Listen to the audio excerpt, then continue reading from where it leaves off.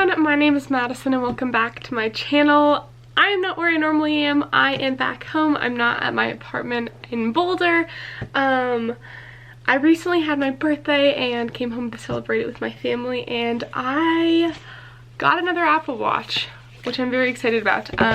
So today I thought we could set it up together. I thought I could talk about why I wanted to repurchase an Apple Watch, what I like about it, what I don't, and why I chose this one. My parents kind of chose it. I gave them two options. I really did not feel like I needed the 6, but regardless, let's just jump on into it. If any of y'all remember, I used to have the Apple Watch Series 3. I had it for, I want to say like 3 years. I think that's right. Yeah. Okay, and I shattered it over Christmas break. So I shattered it like 7 months ago. And these things are pretty freaking durable. I have not ever had a case or a bumper or anything on mine, and I dropped it plenty of times and it was fine. I think just dropping it on tile at the right angle after I'd already dropped it a few times before really just shattered it. I want to say this is made of diamond glass or some sort of really super durable glass that makes it pretty indestructible. There's also been so much engineering, thought, and design that went into the shape of the front face of the Apple Watch that also can help protect it when it does get dropped. Regardless, I dropped it, I shattered it. I talked to a few places, including the Apple Store and just some other Apple Watch repair centers, about replacing the glass, and they valued the glass replacement at $300 because this glass is so fancy, so strong, and just a hot commodity, I guess. But the Apple Watch Series 3 to buy new is $199 from the Apple Store, and you can find it for like $160, $159, something like that at Walmart. So obviously I decided to not go ahead and replace the glass. I just decided if I felt like I wanted another Apple Watch at some point in time, I would just buy a new one. So I gave it a few months. I've survived for like 7 months now without an Apple Watch, and honestly got to the point where I wasn't dependent on it. The first month or so was hard just because I'd been so reliant on timers, what time it is, having music on there.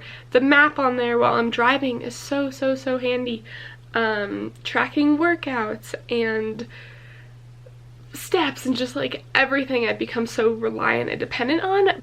I had just become so reliant on this Apple Watch, but having not had it for so long, I feel like I've kind of phased out of that, and I feel like I'm pretty self-sufficient at this point, which is kind of sad to say, but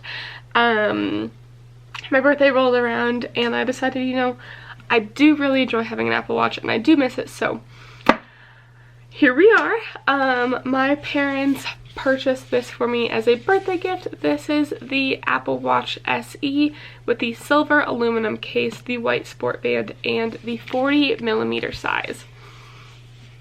So I have this Apple Watch right here. I'm going to point the camera down and we're just going to look over it, talk about it, and go through it all. So let's go.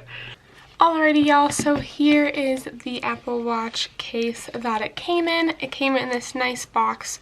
Now granted, this was purchased from Costco, and I know the old boxes looked a little bit different when I had my Series 3 that I purchased a few years back.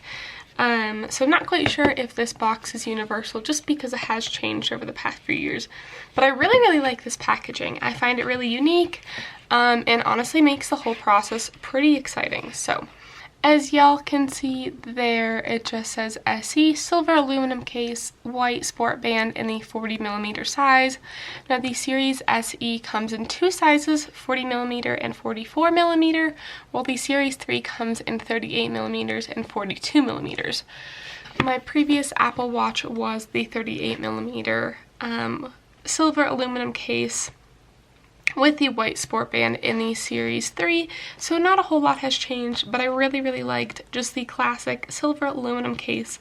Really like just having the plain white sport band. I feel like it goes with everything, and if I want something more colorful, I can always purchase that later. So in order to open this box, you have these two little tabs right here that you can pull up, and then pull the little white bit out here.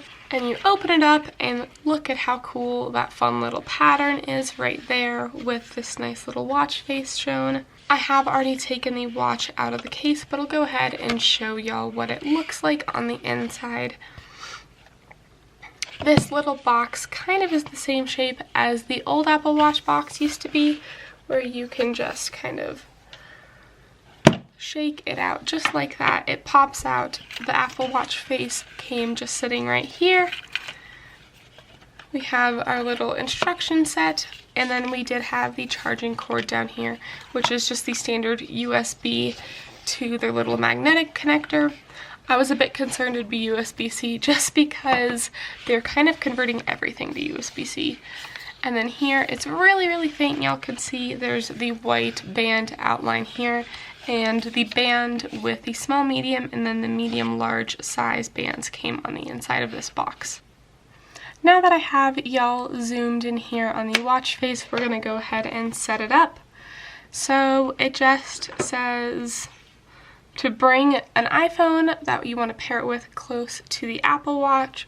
So I have my iPhone 7 right here. So if y'all can see that, it just says to hit continue if you want to use this iPhone to set up the Apple Watch. So I'm going to hit continue there. I'm going to hit continue to set it for myself. And then I'm going to put on the Apple Watch and hold it up to the camera. So I have the Apple Watch on now, and I am just holding it up. Now that I've done that, it says that the Apple Watch is paired. I do have my old Apple Watch paired to this phone as well, but I'm just going to set up as a new Apple Watch. It is on my left hand, and now it is going to connect. Now that it has connected, I'm just going to agree to the terms and conditions. I am not the kind of person that will normally read something like that from a big, well-known company that I've had good luck with, like Apple. Now it's going to sign into my account. Not quite sure exactly what this is doing. Alrighty, it looks like my watch has logged in. I'm going to hit OK here. Also, pardon my screen cracking. You honestly can't see it that bad, but on this screen here, you can go ahead and change the text size and font. I can make the text bold or not, and I can also change the font size, as y'all can see there. I think I'm gonna go with just the standard. Let's see. Yeah, we'll go with that. A little bit on the smaller side, but then I feel like I can have more text there, which I'd prefer. And I'm not gonna go with bold just because I don't really feel like I find it all that necessary. I'm going to go ahead and create an Apple Watch passcode here, which y'all don't need to see. Alrighty, I've gone ahead and created my passcode. Now it is time to go ahead and set up automatic updates. I'm not a big fan of Apple Pay. It kind of freaks me out a little bit, not gonna lie. We're gonna do that later. Again, this is the emergency SOS that I was talking about. You can press and hold the side button, this little button right here, and it will contact emergency services and message your emergency contacts.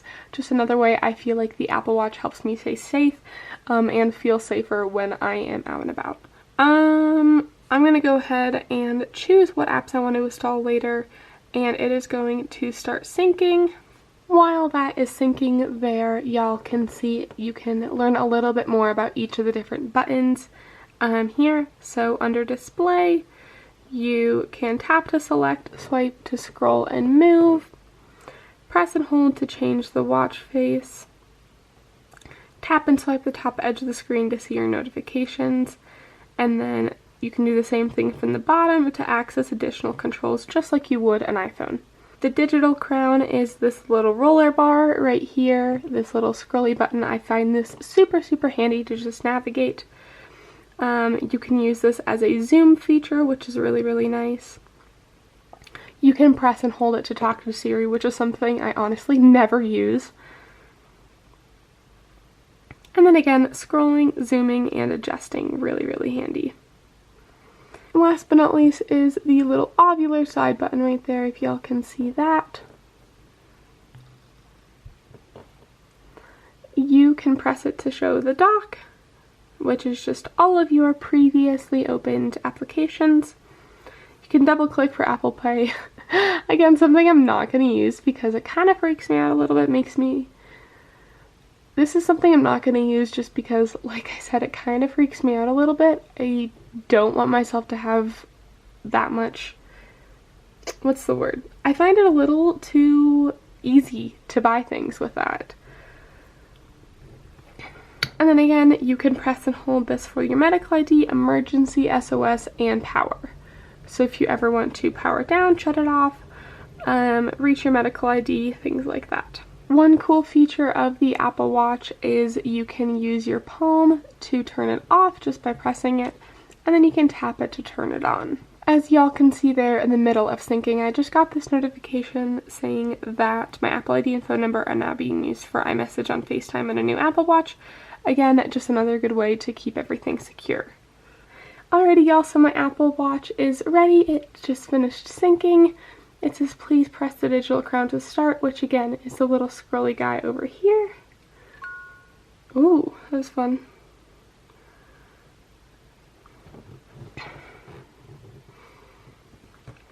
Update complete. I can now see cardio fitness levels, Apple Fitness Plus, and there's a Braille keyboard support. Pretty cool. So if you want to change the Apple Watch face, you just press down here and can scroll through different Apple Watch faces. Whether you want the activity analog, activity digital, which is normally what I go for, artist, astronomy, breathe, California. There's a whole bunch of different fun ones you can go through and try. This sounds lame, but I think I'm gonna go for the one I always do because I like the actual time down to the seconds. For those of you that don't know, with the Apple Watch, one of the most well-known and popular features is their activity scale. So you can set a calorie goal for a day, which is what the red numbers are. The green is your number of active minutes. Have not had any active minutes today because I've had this on for 10 minutes maybe. And then the blue here is the number of stand hours you get. So you were supposed to stand for 1 minute for 12 hours a day. So I stood during 9 o'clock and during 10 o'clock, which is why I got those. So this is always just a cool feature to play around with. Currently the move goal is set at 570 calories. You can change that if you like. It'll count your number of steps, total distance you've walked, flights you've climbed, and then you can go through and change your goals. So I'm gonna go ahead and make mine 600. I've gotten to the point where I've had my move goal be 1,000 or 900 calories, and then sometimes I get lazy and in the winter I'll go down to something a little bit more attainable like 450 or 500 when I'm not going on hikes and things as much. Change your exercise goal. I'm gonna keep it at 30 for now just because try to stay realistic, and then the maximum number of stand hours you can get is 12 just because it wants you to sleep, which I think is nice. So, and then you can go ahead and see your weekly summary, how many times you hit your calorie move goal, and your averages for the week. I'm going to go ahead and log on to my iPhone. You can go down here to your Apple Watch app, and here, oh, that is my dog. Here is where you can do a little bit more customization. You can add different watch faces. Now down here you can go into available apps and hit install on all of the apps that you currently have on your iPhone that have an Apple Watch version. The only ones that I really care about that much are Spotify. Honestly, I think Spotify, Discover, and Fidelity, don't really know why I'd ever need that on my watch. Google Maps, I literally never use. I use Apple Maps more. Marriott, Messenger, and my Audi portal, literally don't care. Starbucks, maybe, actually. The Weather Channel, maybe, for a radar, I guess. Toggle Track is a productivity app I use every once in a while. Transit, United, and Yelp, I think I will survive without. Another cool feature in this app, you can go down here and hit face gallery, and you can see all the different new watch faces you can get. And then they're all sorted out by different categories. So activity, artist, all of the different astronomy ones. These are kind of cool, especially because I'm a space geek, but actually maybe more of a plane geek than a space geek, but you'll get it. You know. These are just a fun way to kind of customize your watch a little bit more, make it look a little bit more professional if you want one of these more like fancy, techy. I would definitely call these very like masculine, like classic men's watch type vibes. GMT, I think this is something to do with planes or something like that. I know you can get, maybe I'm wrong, I don't know. I know they have some watches that are like the fancy airplane watch faces that tell you all about different weather statistics in the world right now. Regardless, there is that. So many options. You can even put one of your own photos back there if you'd like to. Some of these striped ones are actually really cute, but almost seem hard to read. And then you can also go down here to discover and learn all about different features on your Apple Watch, user guide, customization, health and fitness, things like that. Again, I really like the silver casing with the white band just because I feel like it goes with everything. Something like rose gold or gold might not match quite as well. And I'm a big fan of silver jewelry. I feel like silver jewelry matches with just about everything, where gold is a little bit harder to match. And then I did go ahead with the sport band just because it is so easy to wipe off, get wet. If it ever gets dirty, it comes off really easily just because I am at the barn and things a lot. Swimming, what have you. This is just super nice. And I had really good luck with it last time. Although it is a white band, I felt like it stayed pretty clean, honestly. And again, it wipes off really easily, which I really was a big fan of. You can purchase more of these bands on the Apple website, Amazon, what have you, which I might go ahead and do if I find out there's a color that I feel like I would get some good use out of. So I have decided to go with the 40mm just because I felt like my wrist is relatively small. It fits on really nicely, and back when I had the Series 3, I did go ahead and try the 42mm watch as opposed to the 38, and I felt like it was just a little too big and bulky. You can purchase the Apple SE watch with GPS and cellular data, which I decided to go ahead and not do. This is just the classic GPS version. I did not have cellular data on my last Apple Watch, and I really found that I didn't need it all that much. Basically, everywhere I go, I always have my phone with me or within a close proximity. So if I ever decided that I needed to text or communicate, my phone would be close enough that it would be useful. Granted, that is assuming that my phone always has battery, but I'm pretty good about always having a portable charger with me. A big perk of this Apple Watch is that it has a larger display than the Series 3 watch. The Series 3 watch had box corners, while this one has rounded corners on the display, which again just helps the display be a little bit larger and a little bit easier to read. This watch, just like every single other one of the Apple Watches, is waterproof and water resistant up to 50 meters.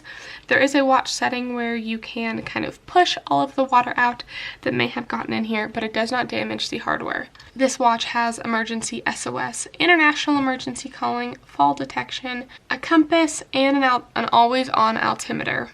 I am really a big fan of having this Apple Watch, especially as a female in college. In case of emergency, I can call SOS, let off an alert, just helps me feel a little bit more safe and secure when I'm at school. Just for reference, the 40mm case SE watch has a screen size of 324 pixels by 394 pixels, while the Series 3 has a screen size of 272 pixels by 340 pixels. So significantly larger, 30% larger from the Series 3 to the SE watch. So thank you all so much for watching today's video. I hope you enjoyed it. If you are interested in any more Apple Watch videos, feel free to let me know down below and I'd be happy to give y'all more information on them.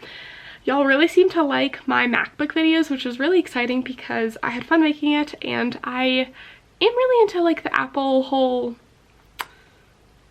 community, I guess you could say. I'm very much an Apple like go hard fan. I literally had my camera tripod on top of this old Beats Xbox because anything Apple I'm here for. So I appreciate y'all watching and tuning in for this video. I hope y'all have a great day, had a happy 4th, and are enjoying your summer. I will see you all next time. Peace out. Bye.